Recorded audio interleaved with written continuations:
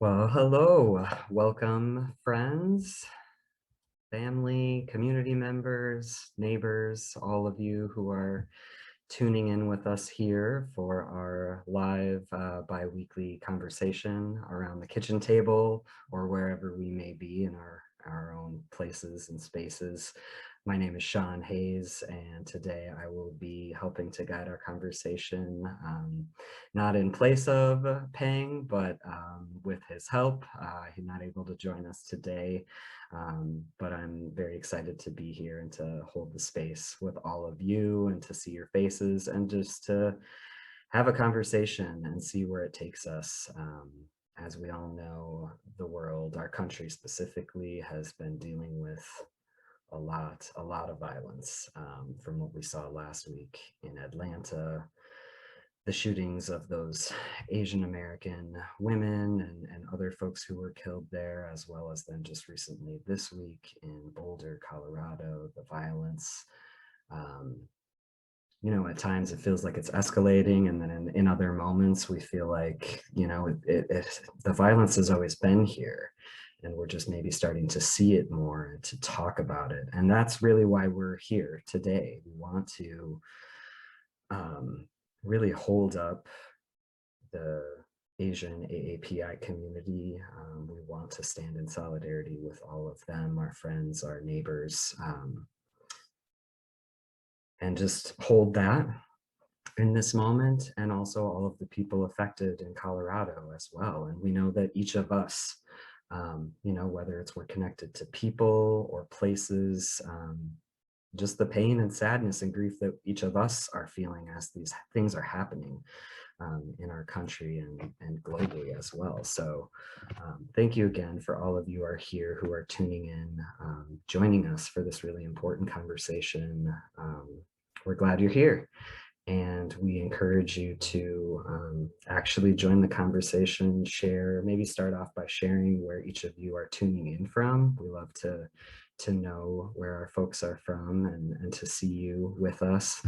And if there are questions and comments and things that you're feeling and thinking around this topic of violence and what is at the root of the violence we're seeing, please ask those, comment.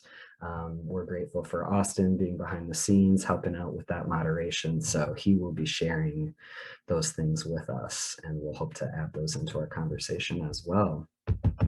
But, before we dig in, I'd love to take a minute to let my friends here introduce themselves, and then we can get going. Great, I'm Roderic, tuning in from Golden Valley, Minnesota. And I am thrilled to be here today.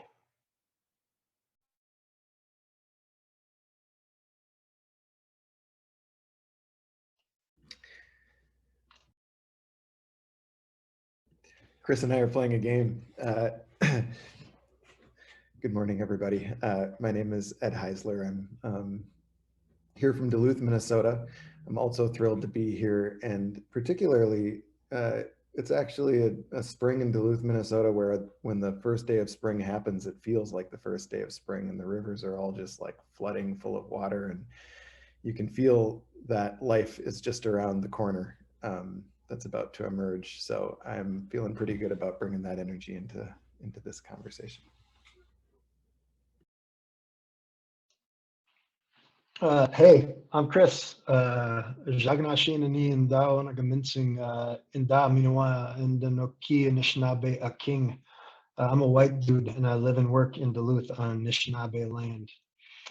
And I don't always participate in these conversations, but I secretly always hope that I get a last minute request to participate in these conversations. So I'm jacked to be here today. I'm very excited, partially because I've heard about Roderic and I've never met him, and I look forward to sharing this time and space and learning from him and everybody else. So thanks. I feel like I'm jacked that you're here too, Chris. All of us. Yeah.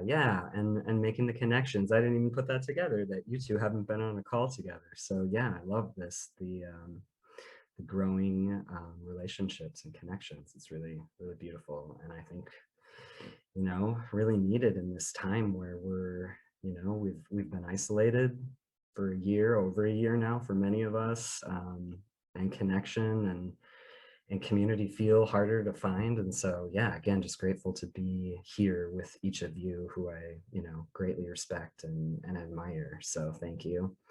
And I guess, you know, I think what's coming up for me and a place to start is, you know, thinking about the events that happened in Atlanta, thinking about, you know, all of the messages that we've heard in that, you know, the short amount of time, how quickly, you know, media and different organizations and things want to come out and give the reason why these things have happened. And, you know, really thinking about this violence as like there are causes, there are roots, there's something underlying this stuff. There has to be, right? Like it isn't just a free for all. We don't just all go out and cause harm. There is something there, and that's kind of what I'm hoping our conversation will maybe touch on, scratch the surface of today, but really the impacts of how white supremacy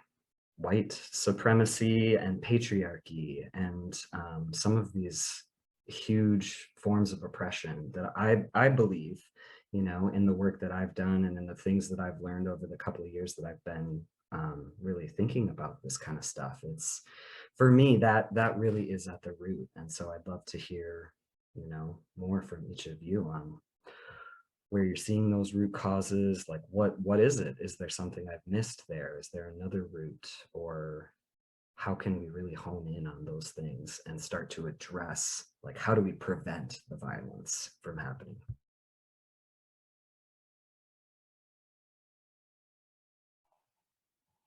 So when I first heard about the shootings in Atlanta, I remember being really clear that, you know, there have been conversations about increased violence towards people of Asian heritage for a long time. And so my it seemed I was frustrated, I think, by um,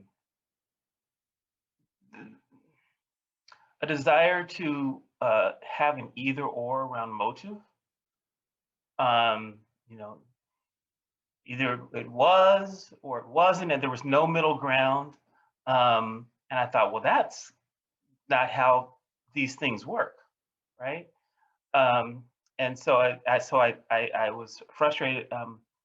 Both the conversation that seemed to be starting off nationally. I was also surprised by some conversations I had with people around it, where they were like, "Well, it couldn't be this because of whatever." And I just thought, "Wow, we really need to be thinking about these things, I think, more fully." But it felt very particular for me, I think, in Atlanta. And then I think when Colorado happened, you know, it was not particular. It was more it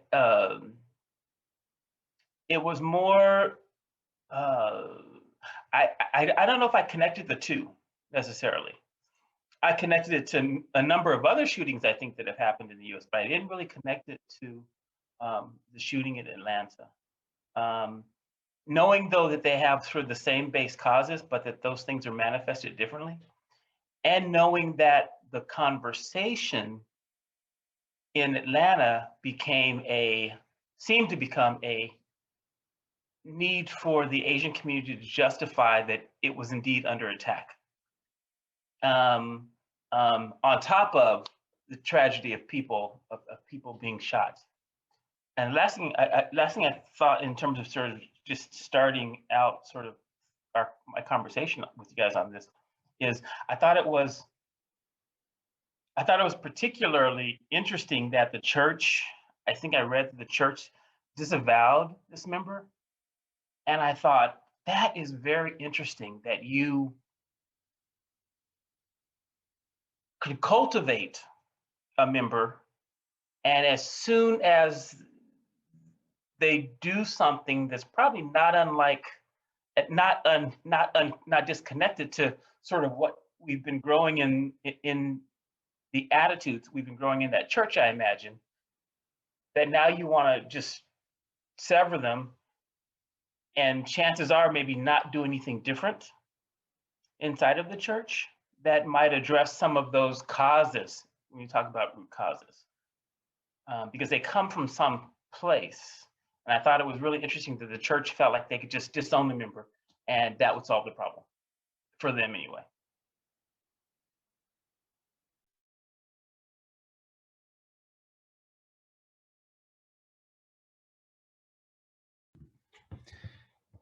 Yeah, I really appreciate that, Roderic. And in addition to that, I mean, I noticed that part about the church disavowing him too, and agree with everything that you said. In addition to the part about like what that says about community and what community does after harm. This is huge harm, but that's that's where spirit community is supposed to be at, in the process of moving humanity in the face of tremendous violence and harm and hurt.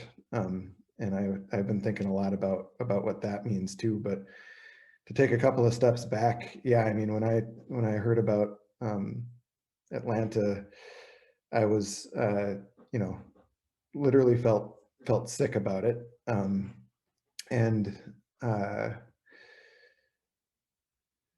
agree completely that we seem to be finding ourselves in times that are like immensely violent. I mean, there's always been a lot of violence that folks are experiencing, particularly folks that are marginalized in any way, shape, or form. But we are just hearing about the murders, the systematic harm, state-sponsored violence, all sorts of violence, and there's a lot of violence. But folks in the Asian community have been talking about the violence and the attack that they're under for a long period of time. It has been a conversation that hasn't had a whole lot of attention paid to it until recently, and it goes way back, even before we talk about things like World War II and the way in which you dehumanize people around war and sexually objectify women and do things to make the way that an entire group of people, Americans, would look at folks that come from Asian communities for generations impacted. And then you see that violence manifest in the way that things play out in Atlanta. And we have so many examples of the ways that folks from various Asian communities have been exploited, degraded in a variety of ways, put in internment camps, a whole variety of things that that connect the dots to the violence that's happening now.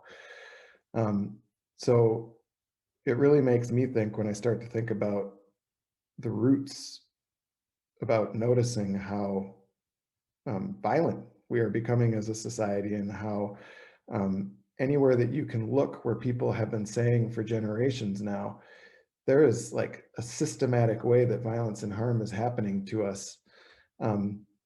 You look in those communities and the violence is happening to them. And when we talk about white supremacy in white communities, we see examples of violence being perpetrated and happening. And then also, it's not like it just happens in an outward way, it's happening within as well. And so I think that you really call me to think a little bit about that big picture understanding of the equation, the conditions, the exploitative conditions and the violent conditions that we find ourselves in that generate all of this violence. And then also the conditions and the opportunity to take a look at something like what happened in Atlanta and learn for myself, learn a little bit about what's going on at the root and in community by actually taking some of my lessons from the the person who caused the harm, and the community's response to him, and some of the similarities that actually exist there, to myself and the communities that I come from. So I'll stop there for now, but there's more.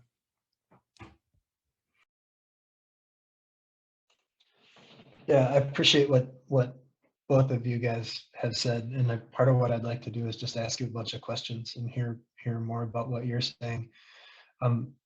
Roderic, one of the things you said that I appreciated was that you identify that both of the recent mass shootings, the one in Boulder and the one in Atlanta, are obviously violent incidents, but they're not necessarily, and I could be misstating what you said, running it through my own filter. They may be coming from different places. So, one of the questions is, where does violence come from? And I don't purport to know, but I know I spend a lot of time thinking about it. And where my thinking is right now is that violence comes from beliefs about who does and doesn't deserve to be taken seriously as a fellow human being, and beliefs about what you get to do to people you don't believe are fellow human beings. And I see both of that at work in both of the incidents we're talking. In terms of Atlanta, I'm just hyper conscious of, I on social media and in other forms of media, I see, well, it can't be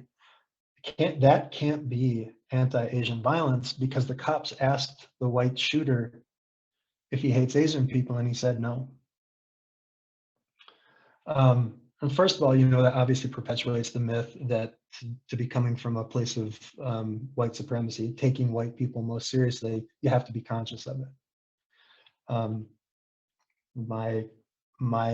My own white supremacist beliefs and habits tell me that's not true. I've never been conscious of having those things until I was conscious of having those thoughts and behaviors. It's also true that he, the explanation is he struggled with his relationship with pornography. Part of his struggle was fueled by what he learned about pornography and sexuality in his church. And my understanding is that the dominant narrative right now is that he thought that if he could eliminate some of the sources of his frustrations or his transgressions against what he'd been taught, that would eliminate the problem. So he went to places where Asian women work. Those aren't the only people he killed, but he made that choice. He did that intentionally. He didn't go to the homes of the people who own large companies that distribute pornography. There were a lot of other choices he could have made. And I don't pretend to know what's in his mind, but what I see both in that situation and in the situation with the guy in Denver is that there were people that both of those guys thought deserved to die. They didn't deserve to live. They didn't deserve to be taken seriously, and the choices were made. And I question that perspective all the time that I just stated, that I'm now at a place in life where I believe that a lot of violence comes from just people not taking fellow human beings seriously enough to not use violence against them. And I'm sure that will change. It took me a long time to get there. I'm sure I'll progress past it, but that's a common theme I see in all forms of violence people use against each other, including these particular shootings.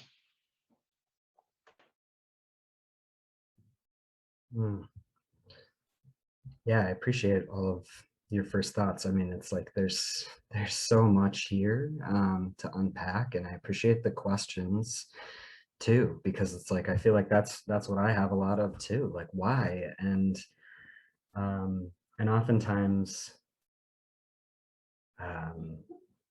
for me, I've gotten to a place where I can or where I have at least a little bit of awareness of myself to when I hear of a story like this.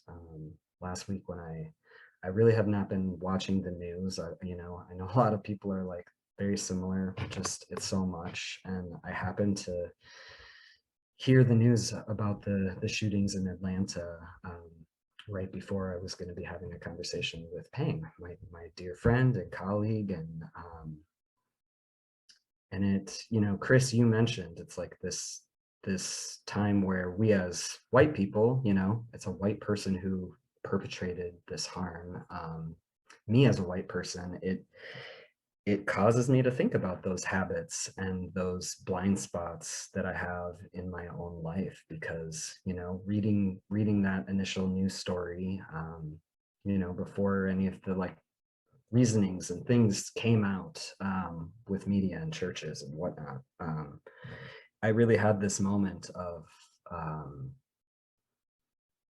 deep sadness for the violence and the people lost and all of the ripples of that, all of the people who are feeling that pain and sadness and loss. And then I also had this just deep sense of sadness that like, I realized I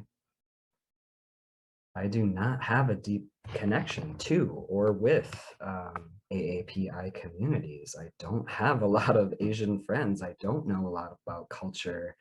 And so, it's like for me, these things happen and it sort of like peels away another layer for me to be like, wow, there's a lot I don't know, and we don't know what we don't know, right? So like the fact that these questions are coming forward and we're asking, what is violence? What causes it? Why is it there? I mean, these are the things that we have to figure out together. And I think,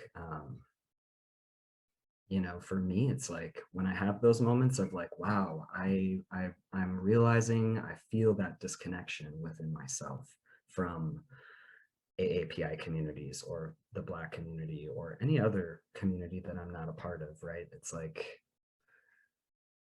wow, I need that connection.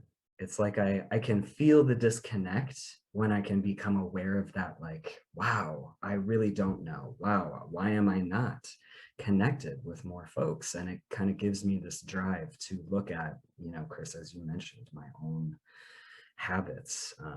And Ed, you mentioning like, I also have a lot in common with some of these people who have caused so much harm and violence. And it's not easy to look at that and be like, wow, I see some things that I'm perpetuating in my own life. And so, yeah, just some of the things I'm pondering and considering. I heard this phrase the other day, and I just thought it was, and I like it. You guys have heard, I think, the thing about hurt people. So every time I hear one of these things, I think about that what the hurt is, and that it is. I think in this conversation we're diagnosing it right. But I think it's so often not diagnosed. And so I think about, so yes, hurt people. I think I believe that's true. And I think that that has to do, I think, in part how patriarchy has helped lessen my sense, and I think the sense of many men and male-identified folks of our own agency, and of our own worth. And I think if I am hurt by a sense of a lack of worth, I'm certainly going to meter that out to other people. And I think that and God help me if I have an instrument to do it with, right? Because that is an access to an instrument to do it with, and not many things that cause me to have to hold it and rest and rethink a little bit. But I also think this this guy the other day in a meeting also said that the first, not the first, but well, yeah, he said the first casualties of white supremacy were white people who were told they were no longer ethnic, right?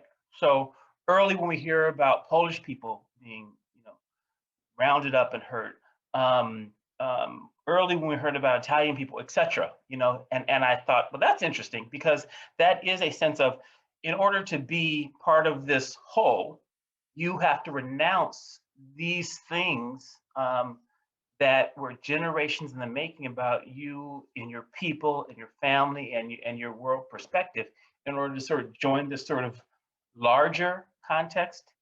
And I imagine that I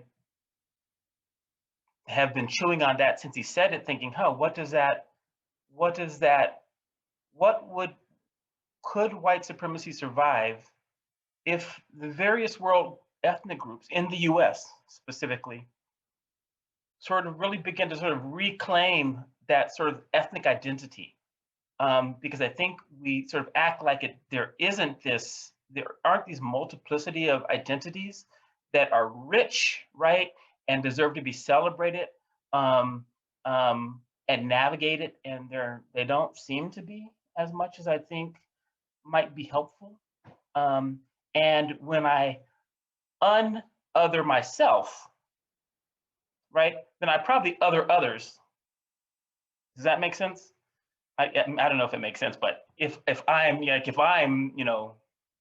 part of the in group, right, then someone's on the out group. But if I'm always being mindful that I am just one of many groups trying to get along, I will navigate, I think, more respectfully with other groups, if you will, because I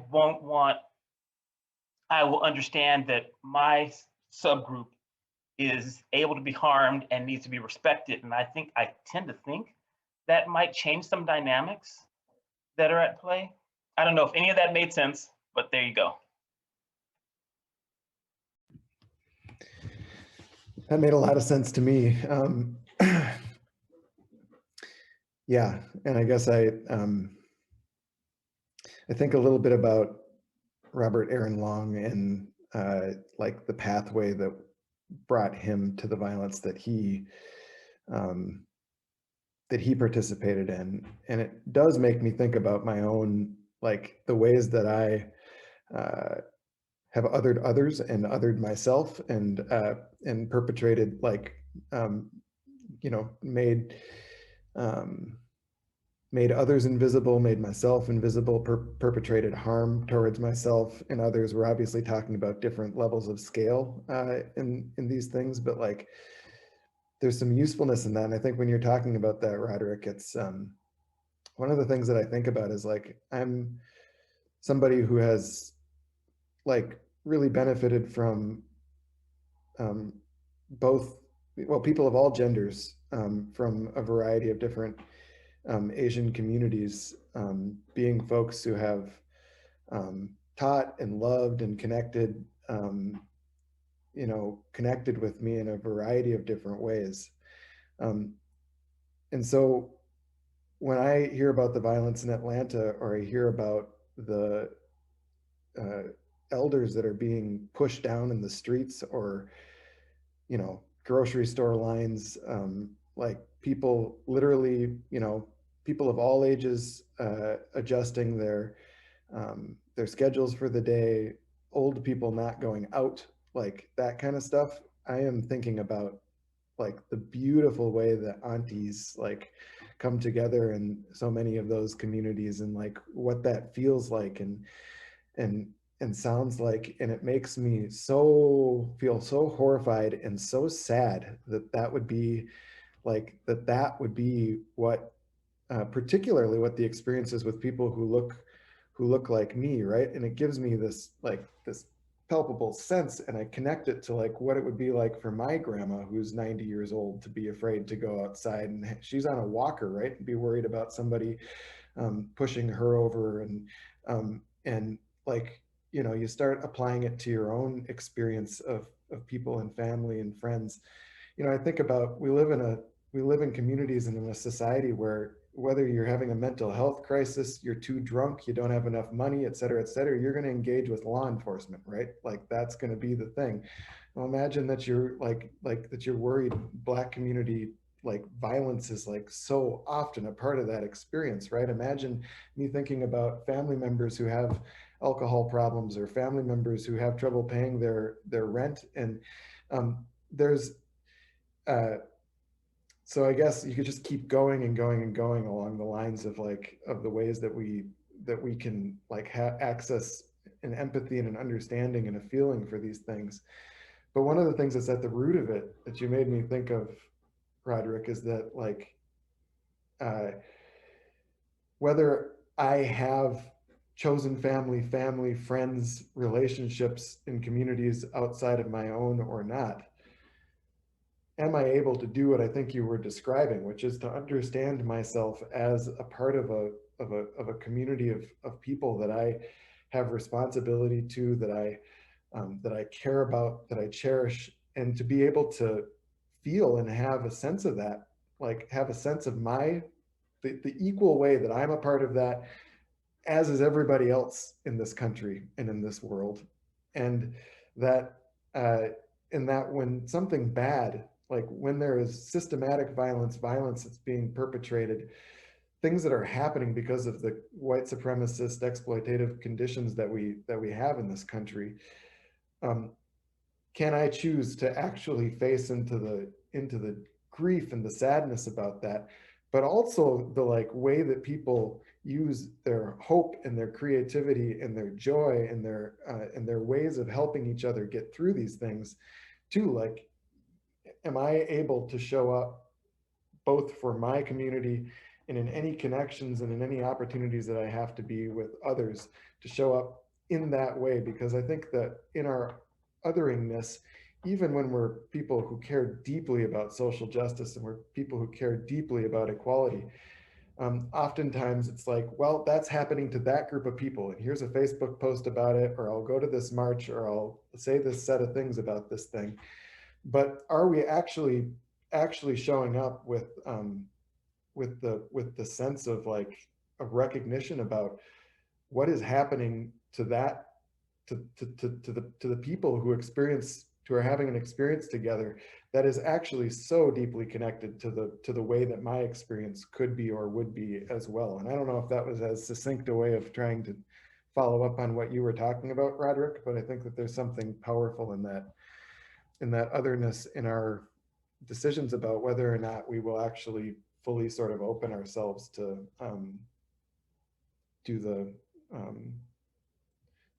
to both the shared experiences that we have and the ways that we can access our responsibility to people who are actually outside of our groups too.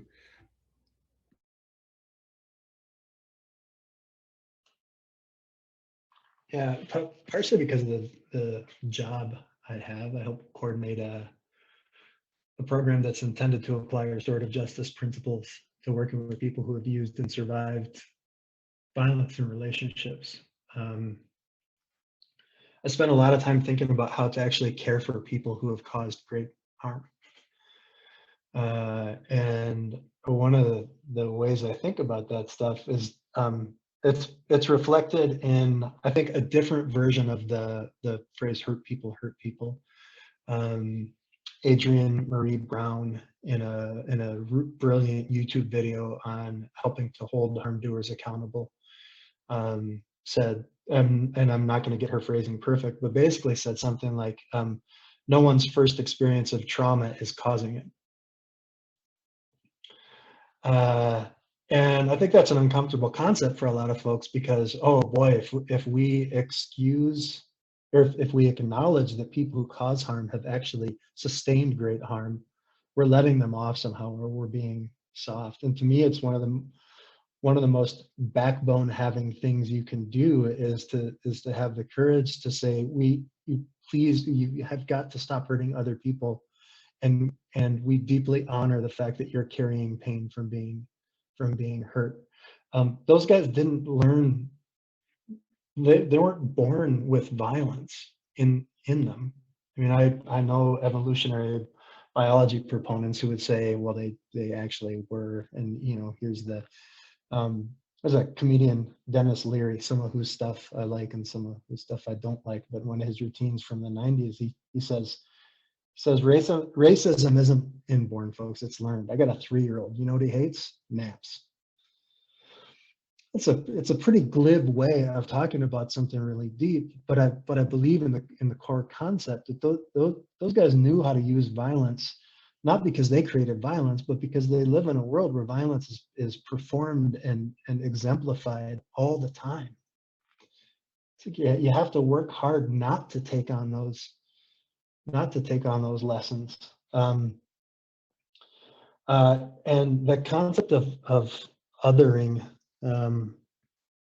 is I tried to start being disciplined a few years ago.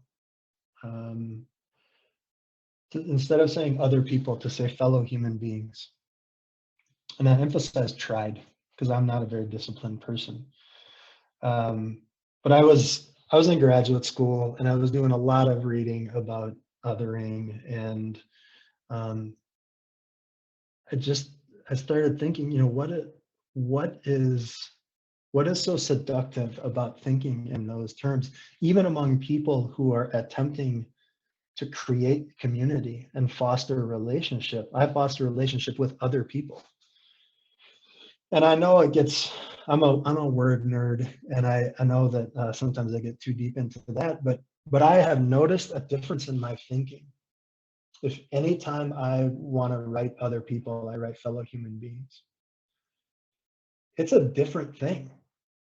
It's a different concept, and I'm not saying if everyone started using that phrase, the whole world would be changed. It would become a catchphrase just like anything else does, and people would use it mindlessly. And you know, the thinking that's behind othering would remain in place regardless of what vocabulary was being used. But when we are not conditioned to think of ourselves as, sometimes some days I try to even think, what if I just took human out of there? What if I just thought fellow being? And that sends my brain other places. And I was raised by very loving, generous, kind people, and I still, you know, up into my 40s had categories in my head. That expansive view of, we are not only are we all interconnected, we're all interdependent. Wasn't part of that very compassion-based upbringing. And I know I had a much more fortunate upbringing than a lot of other people did. So I think about folks who resort to using the types of violence those guys used. I definitely am not interested in making excuses for it, but I'm very interested in thinking, what happened to those guys? Because they didn't just appear like that. They are, to me, they're evidence of dominant culture. They're not aberrations from dominant culture. Yeah, I really resonate with that. And I would just say that, like, another question that I keep putting forward, it doesn't sound very positive, but I actually think that the question is like a really loving, generative question, is like, what happened to me? What happened to me that I would not be able to be like fully in relationship with people around the harm that's happening, whether it's violence in the Black community, whether it's the countless like murders and disappearances that we're hearing about in the indigenous communities, whether it's the violence in the Asian, the broad variety of Asian communities that are impacted, and Pacific Islander communities that are causing this harm. It's like one of the ways that I can see like white supremacy and white privilege, and the way that exploitation actually benefits me, like, continue to go. Like, it's pretty easy to actually take a step back and allow for the flow of what's happening in this country to just sort of wash over you and be the way that it is, right? And you can do that by posting all the Facebook posts about violence against Asian Americans, about Black Lives Matter, about all sorts of things. You can say all the right things, you can work for the right organizations, you can be the part of the right movements, and you can just say, that's horrible, that guy was messed up, white communities are messed up, everything's messed up, it's all messed up, and I know it, and let the whole thing just keep on going in such a way where I get to be a white guy then who gets to be in a privileged position as far as the chain of exploitation is concerned. While I say all of those right things and position myself and separate myself, do another form of othering. So it's like, you know, I've mentioned this story before, but it's like when I heard about it, the Atlanta shootings, a friend of mine who lives in California was talking about violence that had happened in a grocery store where she lives, where an elder was pushed over in the grocery store line. And they were talking about, you know, some people in her generation were talking about needing to keep the elders safe. And they had an idea like putting blonde wigs, you know, like they were talking about putting blonde wigs on the elders in order to help keep them safe, right?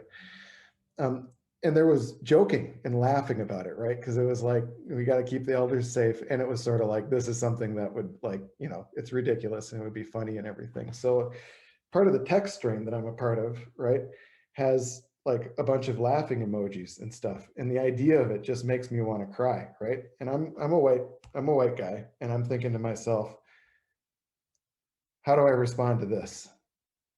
Right? Probably not with a laughing emoji. Probably not with a serious, you know, some sort of analysis like, ooh, like this is such an example of such and such and such and such. What is the actual Ed going to bring?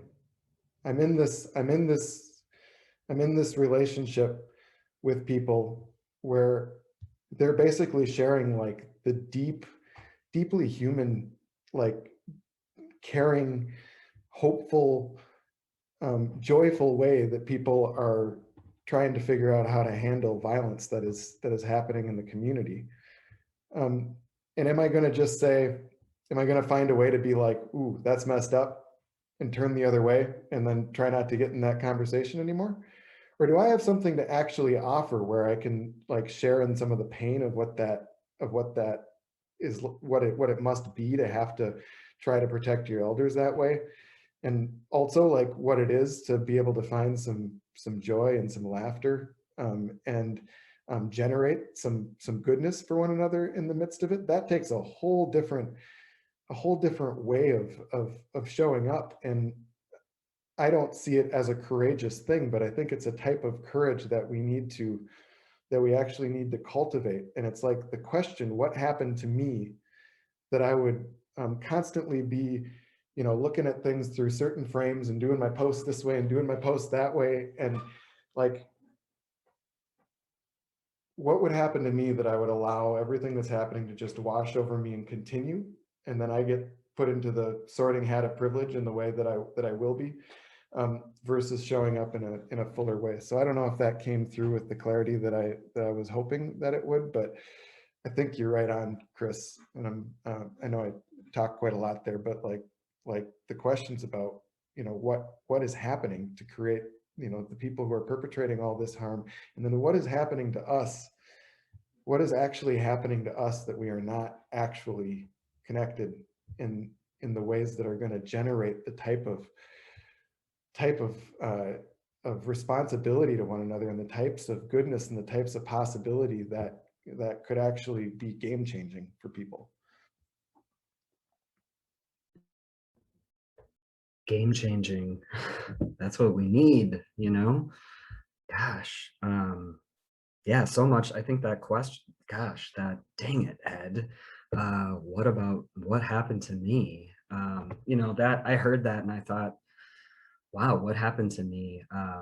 that I have a hard time connecting and feeling the actual like pain and grief, and like that's just something I was thinking about was, you know, and I'm thinking about, you know, folks that I know. I'm thinking about white folks. I'm thinking about especially masculine men folks, and the way that we're so good at being able to like turn off and disconnect. Like you know, I read that headline about Atlanta and it was like, you know, that moment hits me almost immediately where it's like, I can't continue reading this article or whatever it is. It's like, I know that thing is out there, but I can't take time and stop and actually feel it because why? I mean, that's a question too that I'm asking myself, but because I think we just don't know how to hold that anymore. People don't know how to connect to the actual feeling of, these are people that I, you know, that we deeply need to be caring about.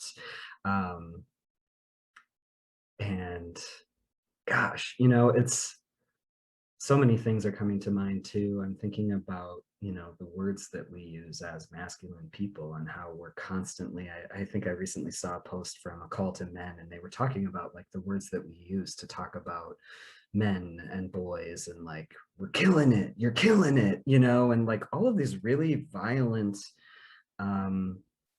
words, you know. I mean, Chris, you're our words guy, but like we know that words actually do have an impact. And what is that teaching us about being men and being masculine? Like that we want to be killing it, we want to be winning, or like what is that?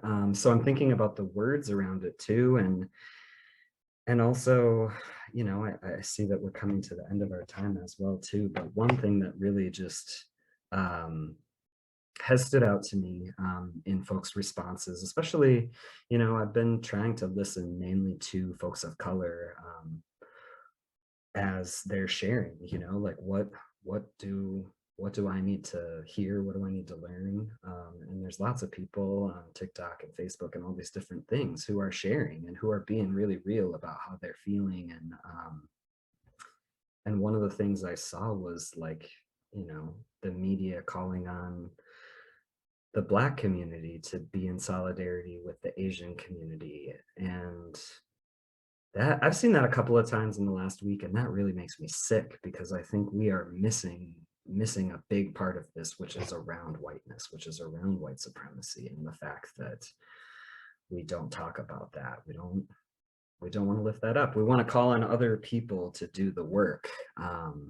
And it makes me think of that othering, you know, it allows me to step back and not actually have an active role in making change in my own family, my own neighborhood and community. And I don't like that. The feeling of disconnection, the feeling of being numb all the time and not actually like connecting with other people on this deeper level, like that feeling to me is feeling worse and worse, you know, like the disconnection that is out there. And so when I'm thinking about these things, and you know, I'm thinking about these things for the next several weeks, and these conversations, we don't have all the answers, right? But yeah, it's like what the active piece for me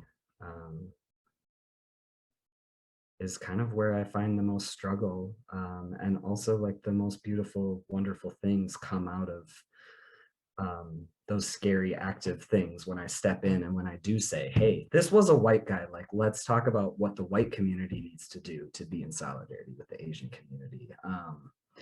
Like just saying those things, saying the truth, and then considering, now what does that look like for me? Does that look like I'm having conversations with all the white people I know and checking in with them? I don't know, maybe. And I know that there's lots of other ways that we can actively like lean into this way of being a community, of building solidarity, of building deep, loving connections between all of us. So I guess on that note, I'm also facilitating. Sorry, I'm just like the conversation draws me in. But I would love to, you know, as we're wrapping things up, and always, you know, we've gotten feedback too that our conversations, there's just not enough time, you know, to really get deep into these things. And yet it's like, that's sort of the purpose of these conversations. We want to sort of model having conversations like this because it isn't easy. There's no rule book. There's no like, here are the things that we need to do to become anti-racist or to build community across diverse communities. And so,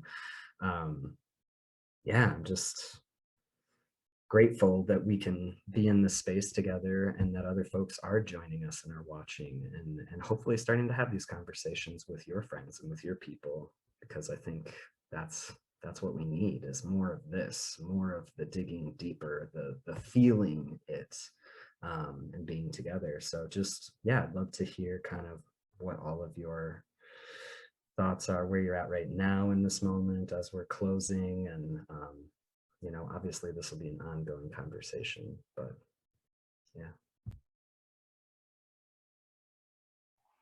I think the idea of being numb and masculine folks being numb is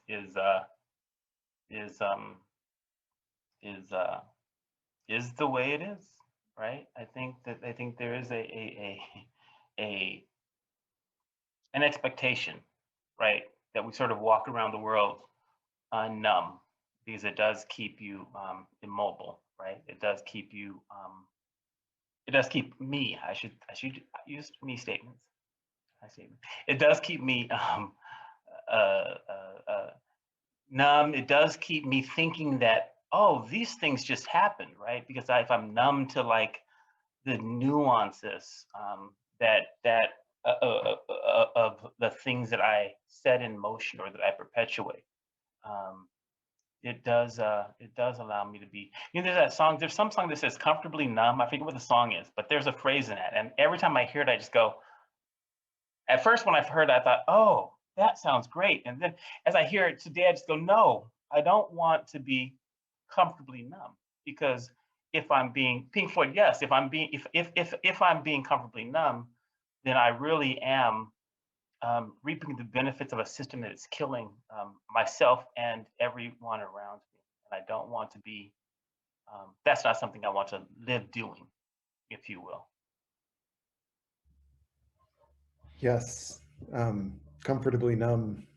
It feels like that's a part of my own personal journey, and then working to become less and less and less and less and less and less numb. And I appreciate.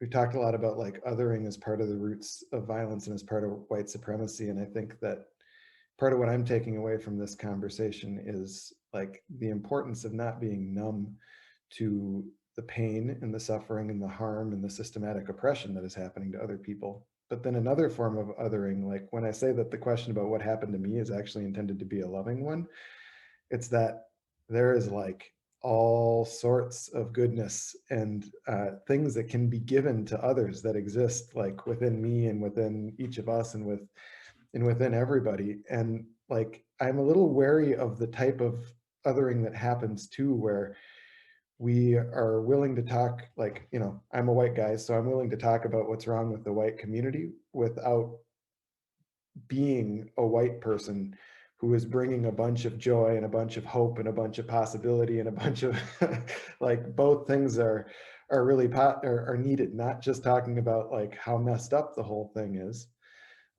but becoming unnumb to the beauty that is within. And that's, I mean, I hope I'm not putting words in your mouth, Roderic, but like when you were talking about the way that our ethnicities, like an invitation into our ethnicities and who we are, that's a big part of what I was hearing, is that contains all of that sort of in it. So I'm just really holding that from today's conversation.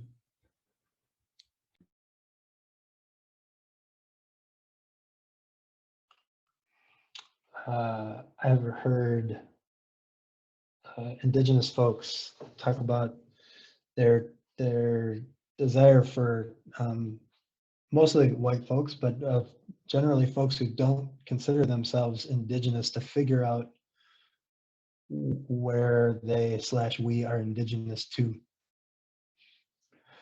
which is a super complicated concept for a lot of people.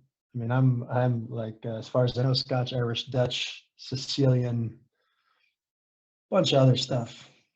I wouldn't know where to start, but I believe so I partially just like understand the concept. Like if you locate yourself in a place where your self as a human being is part of the natural world, not in opposition to, not in dominance over, but you are part of the earth, you're part of the air, you're part of the water. The way you see yourself, the way you see fellow human beings and on all fellow beings is different. That's my understanding of what folks who in today know where they're indigenous to, which is an incredibly hopeful thing. Like, it would be so great for you to experience what it feels like to know where you are indigenous to. It would just be a beautiful thing. And just even in talking about that, I used a term that I have become to starting to interrogate it when I use it, and that is understand. I've been blessed with relationships with people who, especially in the last year, have helped me understand that the differences between knowing something, understanding it, and feeling it. And I have identified knowledge, and even the knowledge of wokeness, maybe especially the knowledge of wokeness, as being an incredible shield against feeling. Because you can quote stuff, and you can, like, I've read the collected essays of James Baldwin, and Baldwin talks about the lack of spirit among white folks in the United States, and that's really interesting, and that connects with this thing over here, while never stopping to just be like, where does that sit in me, and how does that connect to me getting news about demonstrations in Minneapolis after George Floyd was killed? How do I use that knowledge I gained from Baldwin, that he was generous enough to share, to actually feel something about what people who are experiencing things I haven't experienced are experiencing? That's I'm a fairly closed off person, and that like feeling what it feels like to feel is a big deal. I just want to keep talking to you guys. The feeling is mutual, Chris. Yeah. Yeah, it's I got to give props to Peng, because these conversations and wrapping it all up when we feel like we're just sort of opening up, that we're just getting somewhere here, but maybe and maybe that is, we can't understand or feel it all at once, and it's a process, and I really love the reminder of the and there are, yeah, it's really easy, I think, to look at and to see all of the bad, and to see all of the things that we're against in this world. We're against violence, we're against all of these different forms of oppression, and to remind ourselves, like, wow, there is actually a lot of good and kindness and love in me, in each of us. And that's what we're trying to reconnect with, that part of us. And so, gosh, okay, so I've got lots of things to think about, and we're at time. I just want to thank each of you for your friendships and the conversation, because wow, it gets me thinking, and there's always more, and so we'll be back in 2 weeks. We will be talking more. Some of our other friends may be joining us. Peng may be back, and yeah, we're just really grateful for each of you who have taken the time to tune in, and you know, whether you're sitting there eating a sandwich or on your lunch, or you had a couple of minutes just to pop in and cut a couple of our minutes here of the conversation. But thank you very much to all of you. We feel the love and the connection. And so, yeah, this was number 16. We're very grateful, as always, to our philanthropy partners. That's Blue Cross Blue Shield of Minnesota, the Novo Foundation, and the Women's Foundation. Thank you for all of your support and collaboration in making these conversations happen. And our next one, join us. We'll be on Thursday, April 8th at noon, that's Central Time. Yeah, and if you want to stay connected with us, just click that thumbs up like button on our Men and Masculine Folks Network page. You can also find all previous conversations. If you really want to get into it and catch up, they are all on YouTube. Go there, watch them, click the thumbs up there too. And we will see you back. Thank you again, all of you guys. We'll see you in a couple of weeks.